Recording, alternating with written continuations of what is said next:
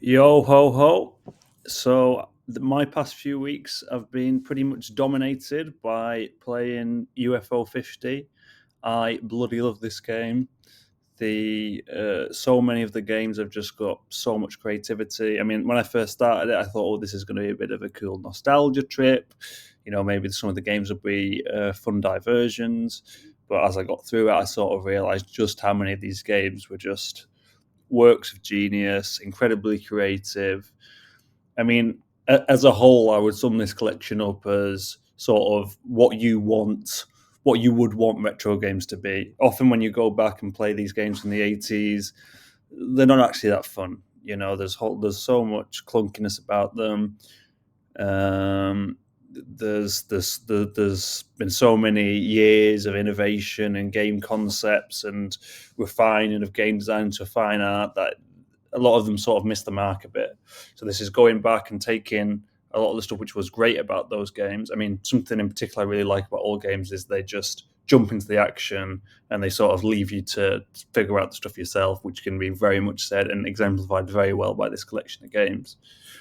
Um, so to have all the good parts about that, and of course the nostalgia, chip tune, and all that kind of thing, um, while also just being very creative, fun to play games for the most part. So in order to sort of celebrate this and to sort of sort my thoughts out on it, I thought it'd be a good idea to make a tier list. So I've made a custom tier list here. Where for each of the cards, for each of the games, you can see my progress on them, whether I didn't get gold on them, whether I got gold on them, or whether I got cherry on them. Also, in the bottom right, I've indicated whether I got the gift on them. Originally, I was going to aim to try and get the gift for all of them, but then I realised for the last few stragglers, I was playing it and either I just wasn't having fun or I was absolutely terrible at it. And it would just be playing a game and not being very good at it and not enjoying it for quite a while. And I just thought that wasn't a very good use of my time. But we've got the vast majority of them, and also I've indicated the amount of time I spent on each one to give you a bit of a context behind my placements. It has to be said off the bat. Well, actually, maybe I'll explain this by explaining the tiers, because here's how I've decided to divide up the tiers. My criteria for whether something is S is whether I'd buy something as a standalone game, or if a sequel came out with it and it sort of was a standalone game with a standalone price tag, would I buy it? And then sort of A down to D. Well, A is like a game that's just really creative, really innovative, a lot of fun to play. And D is a game that sort of is kind of a nice diversion, or you can have a bit of fun with, or I didn't mind playing it, but it wasn't really that elevated. After a while, I got bored, or it had some kind of flaws, but it was okay. And then obviously B and C are like just tiers in between that. Now, not for me. So an important piece of context for this tier list is generally the games I like to play are sort of like strategy games and puzzle games and those kind of things. Sometimes there might be action adventure games and like Metroidvanias and stuff like that, the odd platformer. But the kind of games I like very much skew that way. So games which are very action heavy and especially shooters, and there's a fair few shooters in this collection. They're not really for me. Now, within this tier and within the other tiers, I'm going to sort of rank them left to right based on how much I like them. So, within that, there's some that I like more and there's some that didn't really appeal to me. But with this, I'm kind of saying like they're not for me. I can kind of see the appeal to them. I think they are well constructed games for the most part. But I just really I didn't have as much fun with them as I expect other people to do. F. There's very few games in this collection you'll see that I'm going to give an F to, but they're games which I felt like I should enjoy, which they're not games which are from genres or have mechanics which aren't the kind of things I enjoy. I wanted to enjoy them, but they just didn't live up to expectation. And in fact, I think you'll see for a lot of the games that I F, I actually spent more time with them for the games that were not for me because I really wanted to enjoy them, but I just thought for various reasons, no. In some cases, that might be intentional, which we'll come on to. Okay, now let's get things rolling.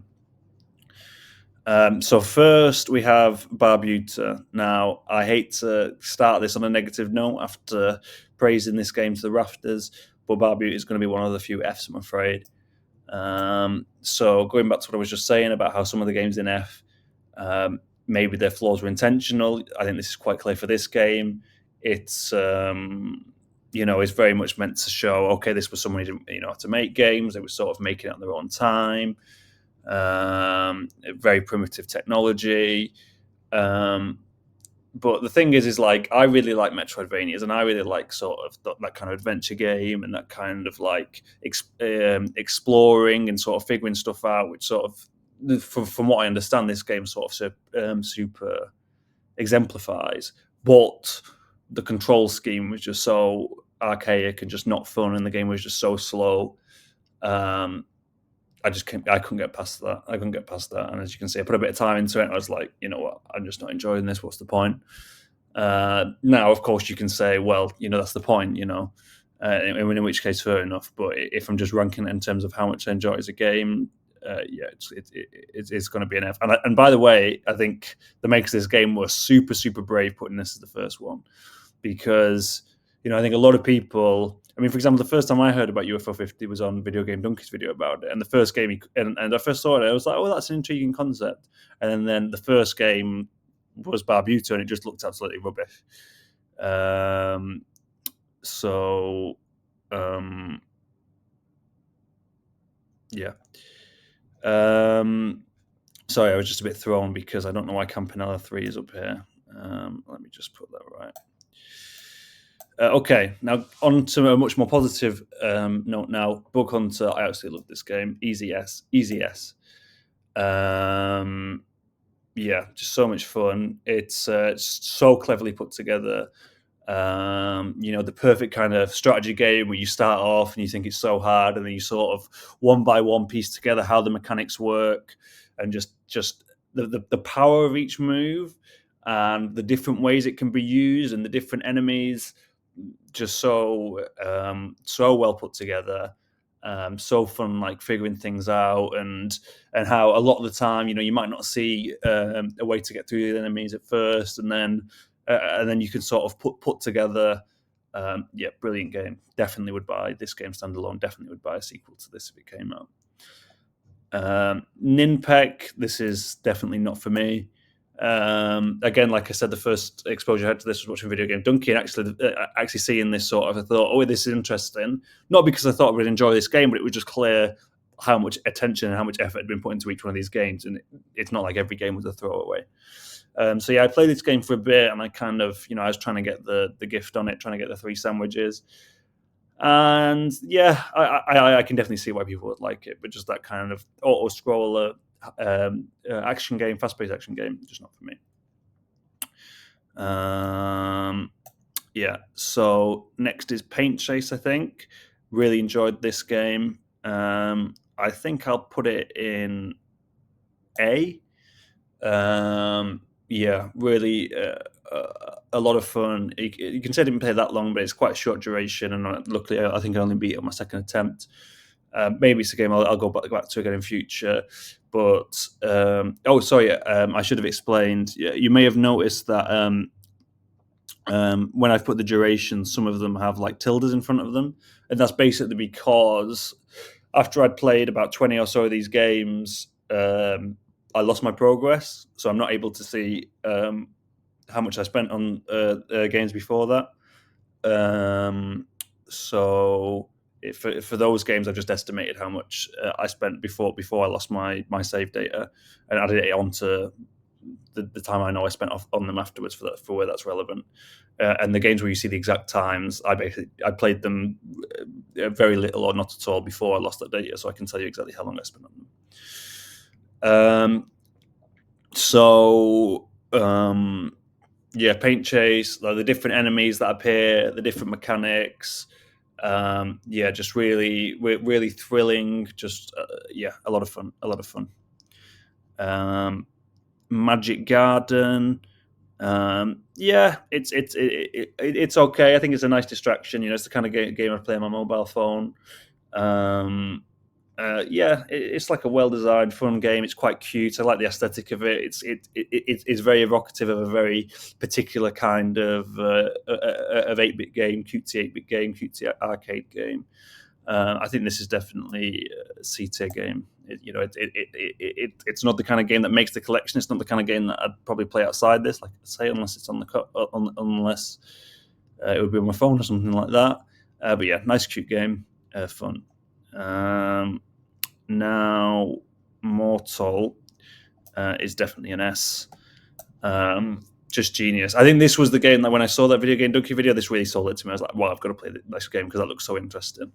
Lemmings, which, there's definitely some inspirations going on there. It was actually the first game I ever played when I was a kid. Yeah, like I just really enjoyed like going back, just figuring out where the lives could be saved, and then just having to execute that. Just really well designed. Like, and the fact that you only have three different abilities, but it sort of does a very good job of like doubling up those abilities to have different uses and uses that you might not have think of in the first place. And even just little mechanics like how you can get more lives by killing enemies. So you've got to, if you've got to sacrifice yourself for something like blowing you up, you can kind of figure out how you can kill some enemies in the process, and that can sort of get you some lives back. Just a really well sort of nicely balanced, nicely put together game. Now, yeah, this has been the order here has been messed up a little bit. I think Veilgress is next. Yeah, Veilgress is a lot of fun. Again, I definitely include this in sort of like what would be a lot of fun, a fun mobile game, and I think this is a very good example of when I talk about like this is sort of like what you want those 8-bit NES games to be. This is sort of like a combination of Ice Climbers and Kid Icarus and a bit of Metroid in terms of the aesthetics of it. And it's just way better than them. Like especially Ice Climbers. Obviously, there's a lot of similarities to Ice Climbers. You're climbing up this tower, but yeah, just so much fun. Like very well balanced, very well integrated modern game design elements into this old format. Yeah, and I spent a lot of time on it, and it took a lot of time to get Cherry, and it was fun to sort of learn little tricks. And sometimes it got a bit frustrating, but there was it was a great payoff in the end, and you could sort of feel yourself getting better, and that's always a satisfying feeling. So I think this is definitely an A. Now, Planet Zoldath. I think Planet Zoldath is a really smart game. I think how it's put together is really smart. I really admire like how they thought of how the different items and how they interact with each other, and the fact that you have these randomly generated maps, and each playthrough is quite different. I did a few playthroughs when I was trying to get the cherry, and each one has a bit of a different flavor to it. And because you'd be limited to different items at different times, for example, one of the big differences is sometimes you might get the gun early, and sometimes you might not get it at all, and that just completely changes how you play the game and how you collect materials and all that kind of thing. So I think it's really well put together. Now, it's very slow, and yeah, I think that sort of like limits on its fun. So I think when you're playing it, it's sort of a bit of a chin strokey game where you're sort of thinking, you're sort of admiring it, but it's not like, wow, I'm having a good time here. And then after I got the cherry, I don't think I'll ever go back to it again. So I think I'll give it a C because I think it's quite smart, but not one of the funnest games in the collection. Okay. Now Demolition, yeah, I enjoyed Demolition. It was sort of quite fun to put them together. It's quite a good idea. I would say what this game really sort of comes down to, what the number of it is more about concentration than anything else, because you're not very limited in terms of how many things you can place. So it's just about concentrating, making sure you're not messing up, making sure you're not forgetting something, and that sort of it's okay. I don't think it's like the favorite sort of skill I like to be tested in a game. So I don't think it's going to be right up there. But yeah, it's sort of it was a nice idea. So I think this is another C tier.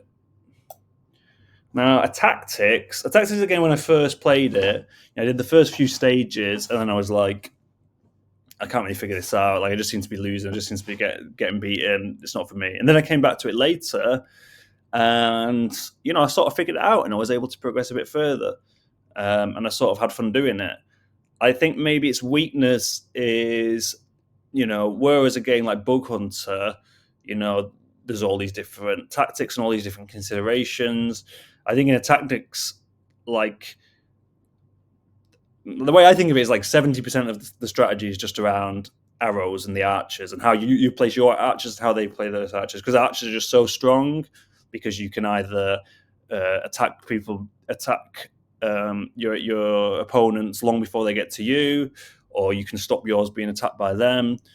It just sort of all revolves around that. So if you can get lucky the first few rounds and get a few archers and place them right, that's going to be very decisive. But that said, that there are some interesting interactions for the other things as well. So yeah, I'll probably say this is a B. Yeah. Now Bushido Ball, I've seen Bushido Ball getting quite a lot of love. I think it's quite a simple game, to be honest with you. It's a game that I played. I mean, I played quite a bit of it, but I kind of played it half of my brain turned off just because the gold here is very forgiving. You can just continue a lot of times, and I was getting beaten a hell of a lot. But I kept on continuing, and so I got the gold.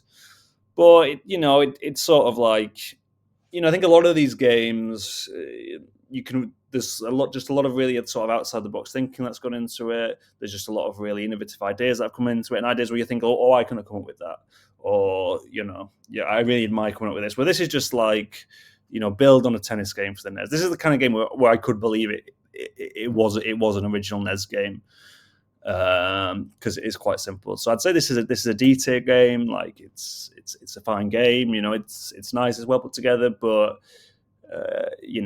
not super original, not super fun. Golfaria, this is an A. I think it's a good idea. Being limited with the shots. Starting from this, you don't quite start from the same location because you move around. But yeah, it's like this combination of like an exploration game uh, and golf, very cleverly put together elements, and also like, obviously this is built on modern hardware and stuff like that. But it's the kind of game where you can see how they've implemented the shots and how they've implemented the courses. It's not like they're doing some crazy things with the courses. The courses are still very very much limited to the game's grid. All the angled surfaces are sort of orthogonal directions. So I feel like they're achieving quite a lot with a little. So yeah, I enjoyed this game. I think as you sort of gone on, it's quite a long game. Maybe towards the end, I was thinking like, okay, yeah, I'm kind of done with this, but I just sort of want to get it over the line. But I think at the start, I think because later on you get a lot of strokes, so you're just not really limited in the same way. So you can just sort of keep on going and keep on going and keep on going. At the start, I mean, right at the start, it's really quite hard with your limited strokes. But then I think after that, there's a bit of a sweet spot where you're having to be considerate, and you're like, oh yes, okay, I got to the next one. Whereas then in the end, it's just like, okay, I can just keep on going and keep on going, and all there's here's a checkpoint. Yeah, I think my orders here's got a bit mixed up. But I think Kick Club is next. Kick Club is a very surprising S. Yeah, like if someone said, when I first played this game, I sort of played it and I was like, okay, this is all right. But if you'd have told me to guess, okay, which of these tiers you're putting in, I probably would have said, oh, it's going in not for me because it's an action game. But it really surprised me. And as you can see, I spent a lot of time on it. But, it is an action game. But actually, in a way, it's a bit of a puzzle game.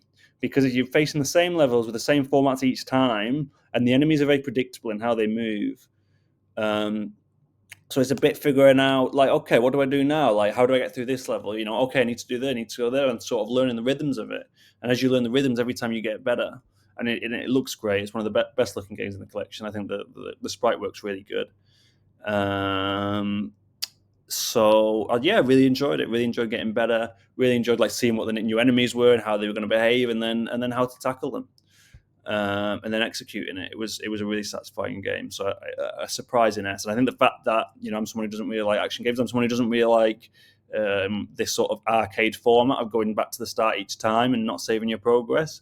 But the fact that it had that, and yet it was still sort of good enough and compelling enough to keep you coming back to it is to its great credit. Okay, next, Avianos is an S. I mean, this is very much the kind of game that I like normally. This sort of 4X kind of game. Like, it's a 4X game, and yet it's sort of believable, semi-believable. It could have come from this era and come from a console game of this era, because it's quite limited in its scope, in its ambition. You've only got 20 grids, 20 squares in the grid, is it? And yet with that, it manages to achieve a lot. The strategies with the different, because normally in a 4X game, you're thinking, okay, what's my next move going to be? Whereas in this, you're sort of doing 3 moves at once. You're not only going to be considering, okay, how am I getting the best value out of the combination of these 3 actions. You're also planning in advance to set yourself up to think, okay, well, it would be helpful if next term I was going to use this ancestor, but actually I wouldn't get any value out of this move. So how does that move? So how does this affect my action this turn? Yeah, had a lot of fun with this. Had a lot of fun with that. Now Mooncat's definitely an A. Just really beautiful game. I think maybe the best music in the collection, one of the best looking games in the collection. Just this perfectly embodiment of sort of surrealism and wonder, and yeah, I think I think that's pretty much all I've got to say about that. Really, really beautiful game. Now, next is, I don't know.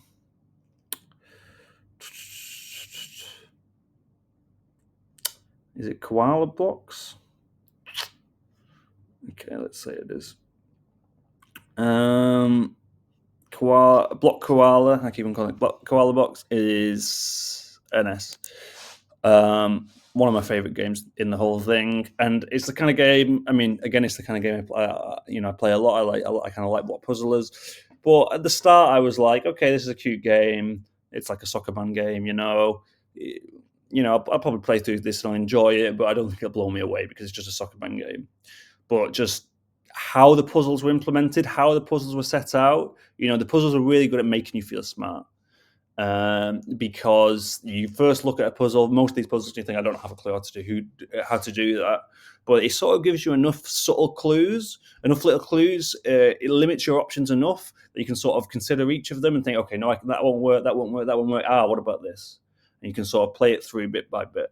So I had so much fun working out these puzzles. Yeah, I've seen some people criticize it for being quite slow. If people would say, okay, once you figured out the puzzle, you then want to implement it, but you've got to spend so long pushing blocks around, and a lot of time you'll have to do loops around the whole map in order to get on the right side of the blocks to push it, which is completely fair enough. To me, I found that quite like relaxing, to be honest with you, quite like therapeutic or something like that. Like, okay, I know what I need to do. I really like the level music. And by the way, I love the fact they put a level creator in this.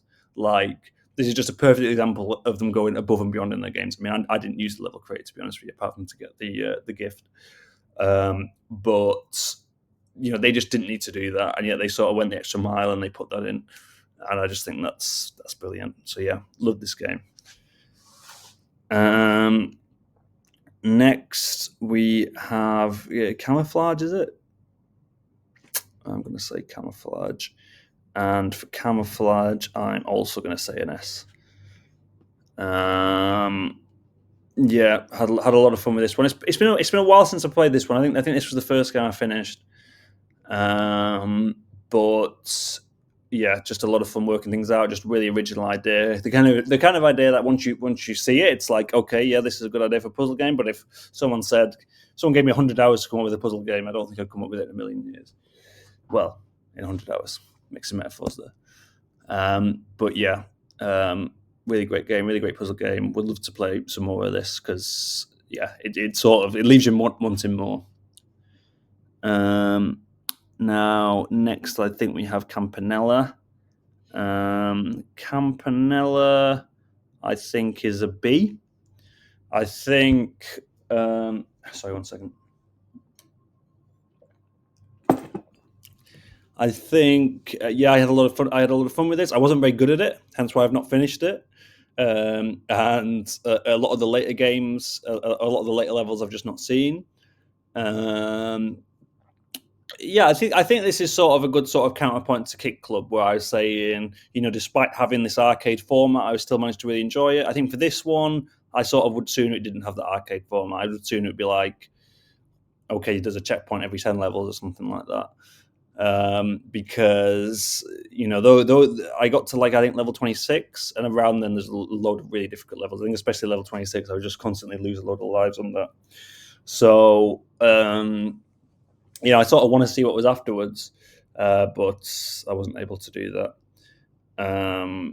But yeah, cool game, good idea. Yeah, fun sort of like working it out and working out, okay, how can I get lives, and then how can that take me further. But yeah, it kind of got to a point where it was just taking me so much time to get to new levels where that were still sort of interesting to me and new to me. I sort of figured, okay, I've had enough of this, and so I stopped continuing with it. Next, is it the Big Bell Race next? I'm going to say it is.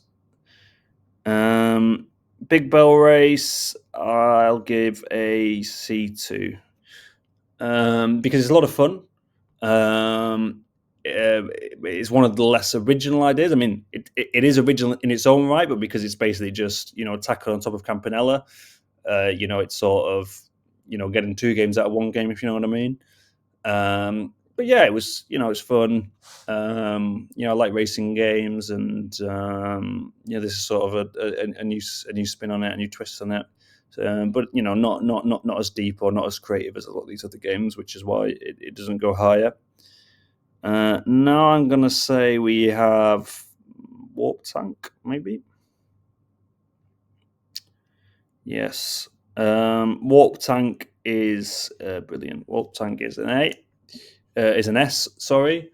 Again, this is another one of the games which is the longest time since I finished them, and this is probably the game where losing my progress most affected me, because thankfully I managed to get gold on this, but I probably would have come back and tried to cherry it, but because I'd lost so much progress, I figured I don't really want to go through all that again.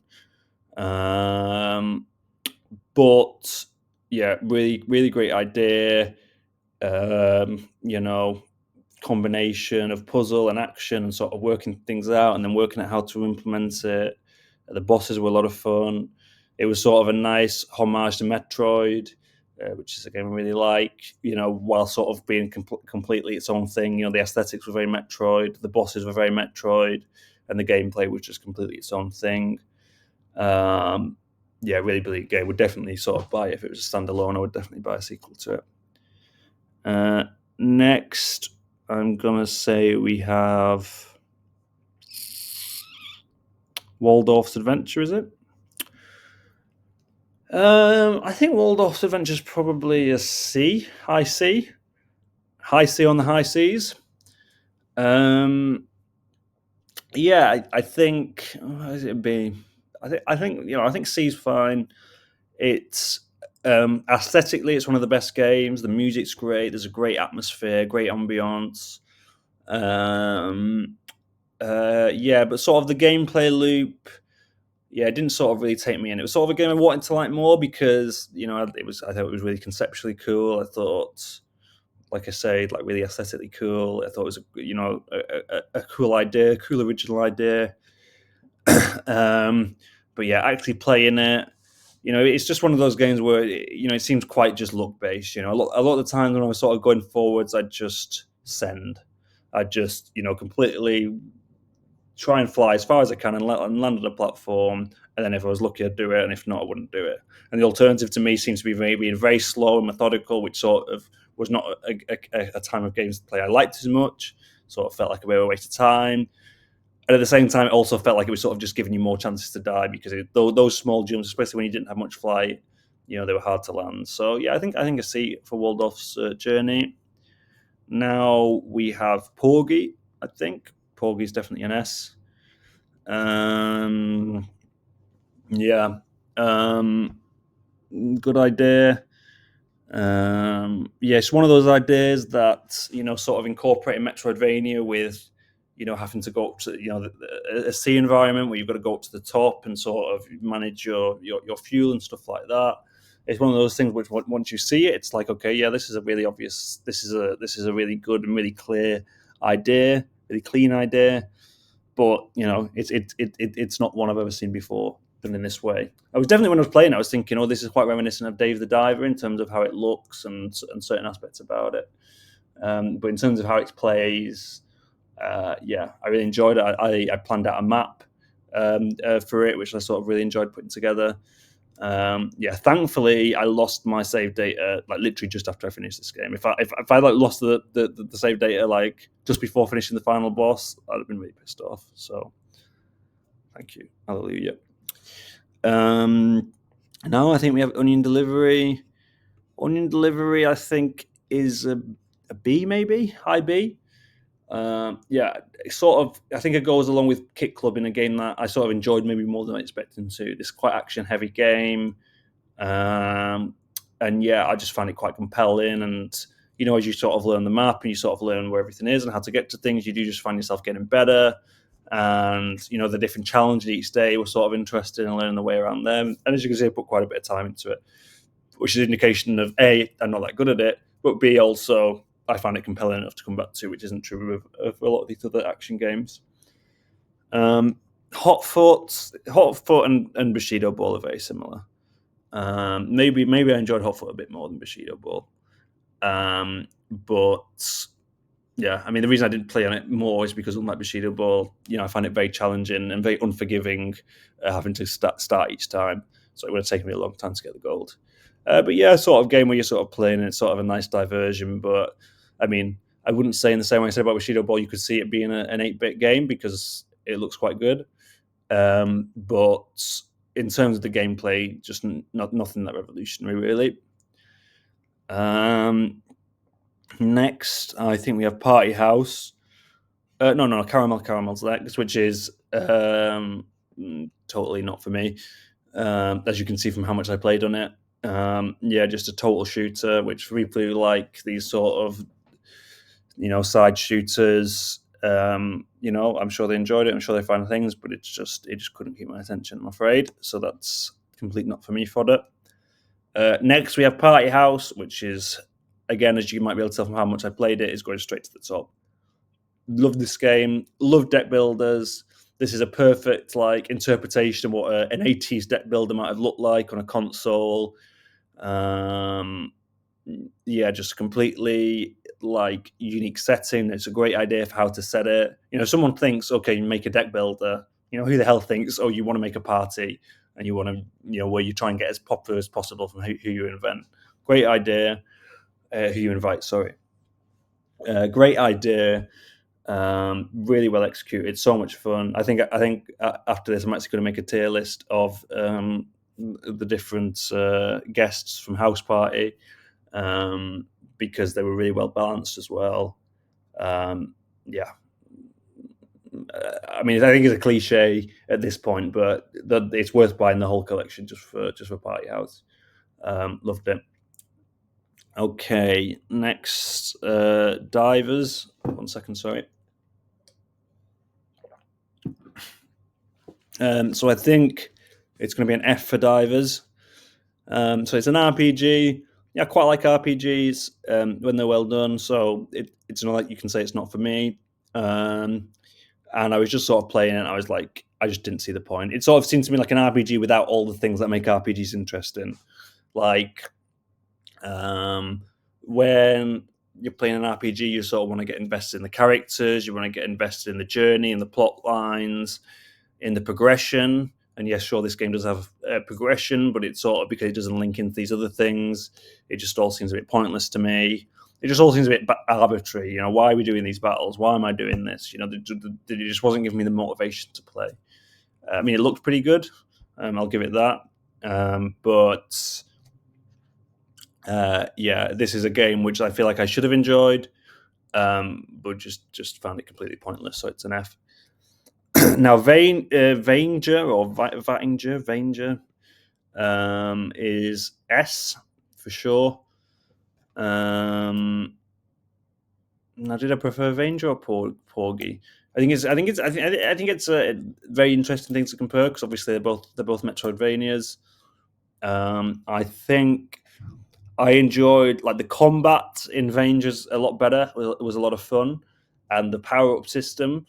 And you know, it's really interesting how they sort of give you some choice in how you choose your power ups and how you've got to like rebuild your character over time for different think for different fights, especially what's the best build for this. Was really good. Whereas the exploration was definitely better in Porgy. So I actually think on balance, maybe Range is better.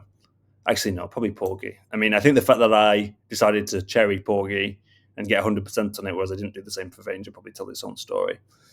But yeah, I mean, looks really good. Maybe definitely one of the best looking games in the collection. Yeah, and it's also a game that as time went on, and I like the more I played it, the more I enjoyed it. At first, I was like, you know, this looks good. This game looks good. It's the kind of game I like, but it seems a bit derivative. It's just sort of Metroid with the VVVV, whatever it is, gravity mechanic put on the top of it. But the more I played it, the more, you know, especially with the sort of power mechanics and stuff like that, the more I started to just appreciate it as its own thing. Next, we have Rail Heist. Rail Heist, I think it's an A. I think it's a solid A. Yeah, interesting game. I would say creative game. I believe it's quite similar to Gunpoint, which is a game I've not played yet, but I think I will play it off the back of this. But because I'd not played a game like that before, to me it was completely new and it seemed like a new experience. You know, strategy. You know, it's a combination of strategy, time management. Time management really comes into it. Yeah, monitoring what other people are doing and stuff like that. You know, and iterating through things and figuring things out and thinking, okay, maybe I'll do this next time. Maybe I'll do this next time. It was a lot of fun. Rock on Island. I think this is a B. Yeah, again, quite a simple game, I suppose. You know, relative to some of these other games, you know, it's just like a tower defense game. You know, design a tower defense game set in caveman times. You'd probably come up with something similar to this. But I did sort of enjoy the gameplay loop of it. You know, it sort of had that nice, you know, a bit like in Party House, how, you know, you went through sort of different stages and you were like, okay, first I've got to get my economy going, get my money going, and then you're while controlling trouble, and then you move on to the popularity phase. So you sort of got to plan that transition. There's a similar dynamic going on in Rock on Island, where you know, at first you're just about getting through the waves and surviving. I mean, I tended to lose most of my health points in those first few waves. And then at some point you've got to be like, okay, I know I've got to invest in trying to get through it, but I've got to get my economy going. And then once you get the economy going, and once you start planning that out, then, I mean, I normally found the last few rounds I was just basically completely cleaning up. But yeah, it was a good challenge as well. It was quite well balanced in terms of difficulty. So I think it's a B. It's a solid entry. Okay, so next we have Pin Golf. Yeah, I had a lot of fun with this one. Looks great. I think the mechanics were really well polished. You know, it hit really satisfying to hit the ball, to land, to sort of bounce off things. The physics were very well balanced.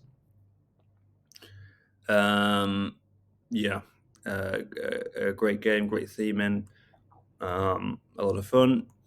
Now we have Mortal 2. I think this is also an A. Yeah, this was the last game in the collection that I played really. I sort of it was one of those games that like when I first played it, I was like, okay, I know I'm going to like this game, but I've already got a few. Cause I was sort of working my way through. I'm playing a bit of this game, I'm playing a bit of this game. But I already had a few sort of those big epic play. I think as UFO 50 calls them games, adventure games. And I thought, okay, I'll sort of leave this till the end. Maybe if I'd have played it earlier, I would have appreciated it a bit more. But I think I was in a bit of a hurry to sort of beat this one. But again, it was definitely a well put together game. I think it was a worthy sequel of Mortal. It's interesting how they sort of played on it, and it's obviously very thematically quite similar. And it's got a similar sort of core mechanic, but interpreted in a different way. Um, and despite the fact that on the surface they're both about having these different characters and sacrificing them to advance further, the fact that one of them is much more sort it feels much more like a puzzle game, and the other one feels much more like an exploration game. I think was a good use of using a single mechanic to basically fill two slots on the roster. Um, yeah, I think maybe I would have enjoyed it more if I'd have played it earlier, but earlier in the system. But I think at this point I was just sort of like, okay, I'm ready to sort of call it on UFO 50 now. Fifth Tail, completely not for me. I tried to play it a few times because I think I've seen someone else say it on Reddit today. It just basically just seems like a complete standard beat 'em up. Um, I was sort of waiting for something a bit more interesting to happen because a lot of these games are like a standard game but with something interesting added to it. But no, yeah, just not for me at all. Overbold as well. I think I enjoyed it a bit more. That's why I've placed it a bit higher. But yeah, I think ultimately this action game isn't really for me. It sort of has this sort of risk payoff and customization, which sort of interests me a bit more. But yeah, not really my kind of game. Campanella 2, I think, is going to go here below Campanella 1. Um, I think this had a potential to be a really good game that I really enjoyed. I think a lot of people are comparing it to Spelunky. I really enjoyed Spelunky because Spelunky is sort of difficult, but then it's rewarding. Whereas I think for me, again, for other people may completely disagree and think it was very well balanced. I think for me, the difficulty was just a bit too punishing. Like it just seemed a bit too arbitrary. You could be doing really well, and then something would go slightly wrong. Like the stars could be located in a bit of an inconvenient place for you, and then all of a sudden the run's just over. So I never got beyond the second. No, I got. In fact, no, I got. That's how I got to the third biome once. But because it just sort of seemed that every time I die, it'd be for a bit of an arbitrary reason. I wasn't really motivated to just keep on coming back to it. I think if it was made a little bit less punishing, I think I would have found it a lot more rewarded and probably would have spent more time on it. Hyper Contender, I think, is also a B. Yeah, I think this was a good sort of interpretation, a smart interpretation of what a platform would look like in the 8-bit platform would look like in the 8-bit era. The movement mechanics really interesting. Every character, despite them only having, well, I guess 3 unique things because they have a melee attack, a range attack, and a way of moving vertically. Despite basically only having 3 points of customized differentiation, they all played very differently. It's sort of fun, like figuring each character out. Although I think I only beat it with 5 characters or something like that, 4 or 5. Yeah, not very well balanced. I've got to say. I think the wolf guy, is he called Rez or something like that? I think he was obviously the weakest of the pack, and some like Sephi were strongest. I don't know if anyone else had this, but I found the robot guy, was he called Yogo or something like that? I found him very difficult to play as, but whenever the computer would have, most of the times the computer would play with him against me, it would just absolutely, the computer would just absolutely trounce me. So kudos to whoever coded the AI for Yogo. Now Valbrace, I think Valbrace is a D. because again, it's sort of an RPG. It's a game I wanted to like. It's a game that I quite enjoyed the combat of it. I thought the combat was pretty fun, like timing your attacks and reading the enemy's cues. But I just thought the mazes were just really monotonous. I guess I know it's a homage to dungeon crawlers, and there were games that were like that. Both in terms of the RPGs with an isometric perspective, and also games where you had this big labyrinth to explore. But I just found it just so samey, and it wasn't really possible to sort of keep a map of the floor in your mind. So I think I got to the third floor and I was dying, and I was just like, I'm not motivated to go further. Um, so yeah, I think this is more like a game that had a lot of promise and disappointed a little bit, but still, I think I know enough about it that it's not an F. Rakshasa, again, you can tell from the runtime, just not for me at all. I just thought it was so slow. Rakshasa is really sluggish in how it moved. In how no, his name's not Rakshasa, is it? It's Janji or something like that. But the player character was just really slow in how it moved. I just felt like I wasn't able to respond in time to enemy attacks. Yeah, I've never really liked this sort of so slow side scrolly game. Like it reminds me of like I think Ghouls and Goblins is the obvious comparison, or Contra or something like that. Yeah, not really my kind of game at all. Star Wars Ultimate, not my kind of game. And also, compared to like Caramel and the other shooters that we'll get to later, it seemed less original to me. It just seemed like a completely standard arcade shooter. So this is sort of why it's going at the bottom of the pile. Now Grimstone, we're really interested. I think a yeah, I think maybe there's a good placement for it. It's sort of like I think of all the games in the collection, this is maybe the most like that feels like it's of its time, quote unquote, of its supposed time, of its 80s. I mean, in many ways, it's a direct pastiche of Final Fantasy. Um, I mean, I did, and it's sort of it's got the good aspects of that and the bad. So things like the lack of item descriptions, things like obviously the grinding. A lot of people have pointed to the attrition. It's very authentic of a game of its time. I mean, for me, I quite enjoyed it because I'm quite curious about RPGs, and I haven't played a load of RPGs, but I quite like the ones I have, and I've kind of wanted to have this opportunity to play this like very old school 80s RPG, but I just really am not that interested in the fantasy setting, and obviously fantasy just dominates RPGs. So having um, outside of a traditional fantasy setting, having an RPG outside of a traditional setting, of course, in a sense, this is a fantasy game, but it's a very different and a very original take on fantasy. I kind of like those kinds of fantasy. Like in a way, you could say Mario is a fantasy game because it contains all these fantastical elements. But in terms of or Zelda, is obviously a much more it plays being a fantasy game more straight than Mario, but it's just completely it's very original in terms of its lore and its races and things like that. Whereas I just feel like a lot of just fantasy games, they just hit the same beats. So yeah, I enjoyed Grimstone. I think maybe if I'm actually based on my original criteria, I said for S, which is I would play this game standalone, or at least I'd play a sequel to this game standalone.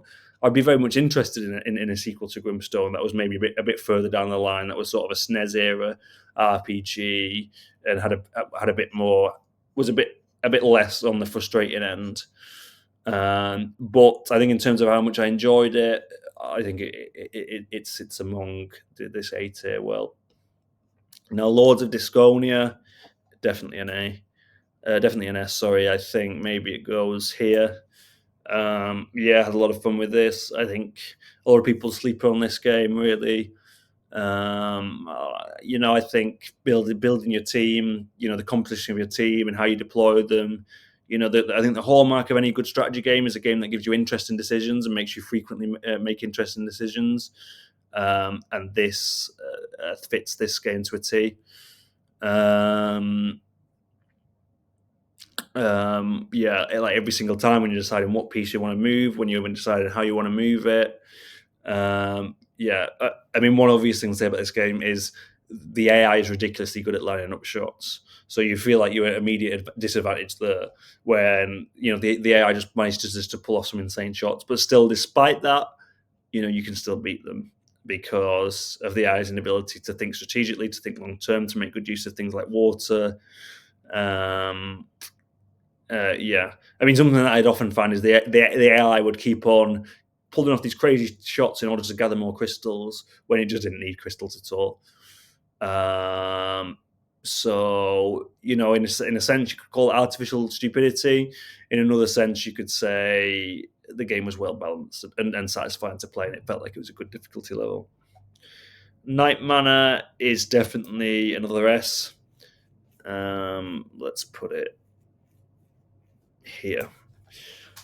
Um, yeah, I mean, this sort of I kind of really liked Night Manor because it gave an opportunity to play two genres of games I don't often get an opportunity to play, or I don't feel like that I've been sort of a bit curious about, which has been point and click adventure games and horror games. Now, I would never really play a standalone horror game, because especially a modern one, because I'm a bit of a scaredy cat. But I think this sort of 8-bit horror, it allowed me to sort of separate my suspension of disbelief enough to sort of enjoy it. Although, to be honest with you, when the guy with the knife turns up, sometimes it did shape me a bit. But I suppose that's kind of the point. And then point and click adventure games, I've played a few of them. I think just the problem is, when I was younger, I watched a lot of the playthroughs of these old point and click adventure games, so I sort of had the things ruined about me. I had the surprises ruined for me a bit. Whereas in this one, I was able to play it with fresh eyes. But also, I think compared to the old school point and click adventure games, it's a lot furrer. It's a lot more fur. So there was some times when I was walking around thinking, okay, what have I got to do next? But then when I figured out what I needed to do, it didn't feel like, how the hell was I meant to figure that out? Each time I was able to sort of figure things out on my own, which I think for a lot of those sort of old school adventure games, they just seem completely arbitrary. So it was very well put together in that way of, like, you having to think things through and you having to think, okay, what do I do next? It just didn't feel completely random. You felt like you had a purpose. Yeah, it was well balanced. Next, we have Elphazar's Hat, which is another one of these shooter games, so it's not for me. But I think of them, it was one of the ones where I could sort of, see myself enjoying more. Like, not really for me, but it was a game that seemed to have a lot of good ideas, that seemed quite well put together. So on the higher end of things, Pilot Quest, low A maybe. Yeah, yeah. I don't know if I have too much to say about it. Um, yeah, it's like I enjoyed exploring. I enjoyed sort of building up power over time. Um, yeah, that's pretty much all I've got to say about it. Mini and Max, ST, of course.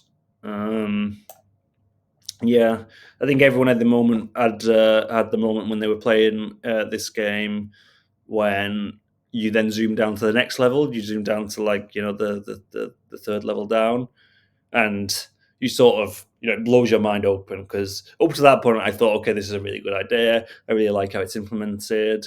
It's a nice adventure game, platform adventure game, where you're going to sort of explore this into play between the big world and the small world, and that standalone was enough to make it probably an A game, probably an A-tier game. But then when you take it down to the next level and you realize that there's this whole other world and the level below you, and there's the whole, like, puzzling exploration, sort of working out where places are. Um, yeah, really enjoyed it. I thought it looked really great. I thought this sort of style of retro artwork, I feel like there was a lot of games in sort of the early 90s, sort of 1990 to 93 maybe, or something like that, especially a lot of licensed games which looked a lot like this, and it's like a sprite style which I don't think you see much anymore, so I think it was kind of quite cute in that regard. Although that said, of all the things which made me scared in this game more than Night Manor even, was the atmosphere when you're shrunk down, the exercise, and you're surrounded by all those horrible bacteria monsters, and the music is so eerie. It's a real, uh, you know, vibe clash compared to the rest of the game. But I suppose it's well pulled off in its own right. Combatants, of course, this is an F. I think everybody's saying it. Yeah, just completely broken game. Another game I really wanted to like. I was really interested in sort of trying this sort of 8-bit RTS game. Again, RTS is another genre which, because my reflexes aren't too great, maybe not too good at, but I've been a bit curious about. So, when I first sort of saw the idea for this game, I thought this is going to be cool. This will be a cool thing to try out. But just just completely broken. Now, of course, there's lore reasons within the game, why this is the case, and sort of the more I learned about that, the more I sort of appreciated that. But I also think it's a bit of a shame because I think this is definitely the weakest game in the collection, and if the game was just better balanced, if the levels were fairer and they sort of gave you more food to get started off with, and you could sort of build a more even-sized army, um, it would actually be a fun challenge. As it is, the only way to do anything is to just take advantage of the jank and flaws in the game, which just isn't a lot of fun. And I tried to do it for a couple of levels, and I just found it just completely tedious. So yeah, Quibble Race is a D. Yeah, just okay. The kind of game which you play for 39 minutes and then think, okay, I've had my fill with this. Just not a lot of depth to it. But yeah, on its own right, a decent diversion. So definitely D fodder. Next, we have Seaside Drive, which for me is not for me, but it's the best game in this not for me tier. I think it's also probably, of all these shooters, it was probably the easiest. I think if I'd have played it for a bit longer, I probably would have had a chance of gold in it, unlike most of these. But yeah, great aesthetics, great music. Yeah, I kind of enjoyed the shooting, but like I say, not for me. So after I'd done a few playthroughs of it, I was like, okay, I'm good to move on now. I think Campanella 3 also is on the higher end of this not for me spectrum because, yeah, obviously it's a shooter game, but I did have a bit of fun with it. Yeah, I think probably these three games here, Seaside Drive, Elfazar's Hat, and um, Campanella 3. If I was ranking them how much I enjoyed them, they'd be more like sort of low C to D tier. I actually did get some enjoyment from them. Whereas the ones from Ninpec downwards, yeah, I found a bit laborious. So as much as these are all from genres that I don't really like and aren't really from me, there is a bit of a distinction there. Finally, we have Cyber Owls. I really admire Cyber Owls. It's just so ambitious. It's just so crazy to me that when these guys thought, okay, we're going to make 50 games, which is an insane amount of games to make, they said, oh, yeah, by the way, one of those games, we're actually going to make 5 different games in one. So I've got so much respect for it. But as you can probably tell by comparing it to the games that are on the board, I mean, there's 5 game modes, and 3 of them I would say would fit comfortably within this not for me. And I think arguably the sort of Metal Gear stealth game mode I didn't enjoy too much either, so that would probably end up in the not for me. If there was a game entirely revolved around the rescue mechanic, that grid-based sort of strategy game, which is much more my kind of thing. I mean, that game, it was quite simple, but if that was made into and fleshed out into a standalone game, that would probably be a low C tier game. But all the rest would probably be not for me. So on balance, I'll probably place it. I mean, it feels a bit harsh to give it a D because I feel like it's a bit of a better game than that. So I think really it probably fits more within the not for me category. So here's my final listings. Yeah, as you can see, it's very top heavy. There's a lot of these S games that buy if they were standalone. Pretty much anything from C upwards, I'd say, were games that I had quite a bit of fun with. So the fact that in one game you've got like 30 odd of them, 33 of them is just wonderful. Yeah, I love this game. So kudos to the guys that made it.